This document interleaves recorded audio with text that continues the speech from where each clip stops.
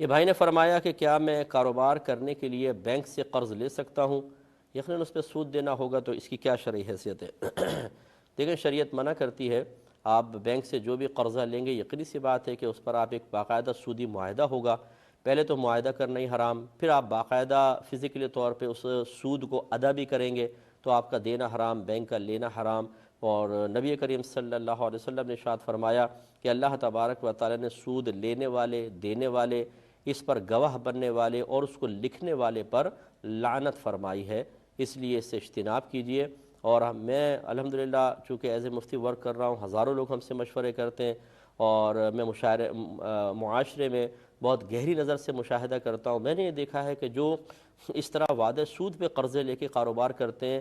کوئی 100 میں سے کوئی ایک ہوگا جو کامیاب ہوگا، ورنہ 99% اور قرضوں کی دلدل میں گرتے ہیں، کیونکہ سود جس چیز میں ملے گا اس کو تباہ کر دے گا، بے برکتی پیدا ہوگی۔ اور اللہ تبارک و تعالیٰ، کیونکہ قرآن پاک کی آیت کا مفہوم ہے کہ اللہ تعالیٰ تجارت کو بڑھاتا ہے اور سود کو مٹاتا ہے۔ تو جو آپ تجارت کریں گے حلال طریقے سے، وہ بڑھے گی، لیکن اگر سود لیتا ہے انسان تو وہ تباہ و برباد ہو جاتا ہے۔ اور اگر تباہ و برباد ہو، میں پھر بھی کہتا ہوں کہ یہ پھر اللہ نہ کرے کوئی لے، لیکن جو ہوا، میں کہتا ہوں اس کے لیے یہ اچھا ہے۔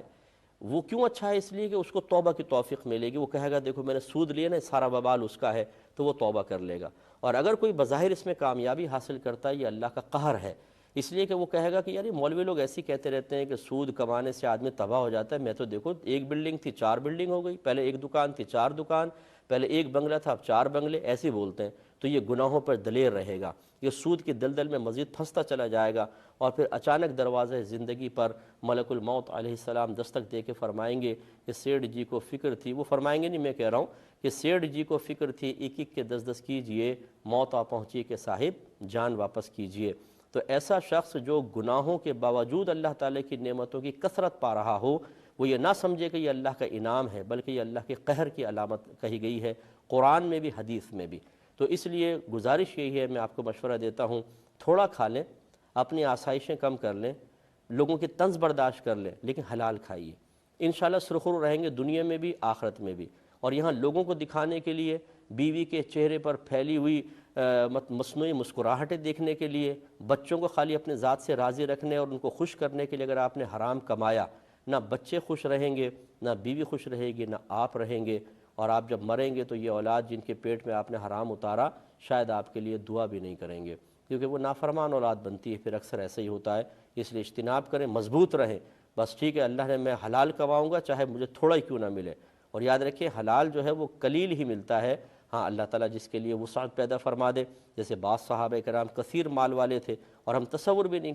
کر سکتے کہ خدا نخواستہ انہوں نے کوئی حرام کی آمیزش کی ہوگی۔ اللہ تعالیٰ دینے پہ قدرت رکھتا ہے، رزق حلال بھی وافر مقدار میں عطا فرما سکتا ہے، لیکن اکثر اس کا ضابطہ قاعدہ یہی نظر آتا ہے، اس کی عادت جاریہ یہی نظر آتی ہے کہ حرام تیزی کے ساتھ آتا ہے ہماری طرف اور حلال تھوڑا تھوڑا آتا ہے، لیکن تھوڑے پہ قناعت کر لینے والا کامیاب ہوگا، زیادہ اور حرام کو حاصل کرنے والا دنیا میں بھی بے سکون رہتا ہے اور آخرت میں بھی تباہ ہوگا۔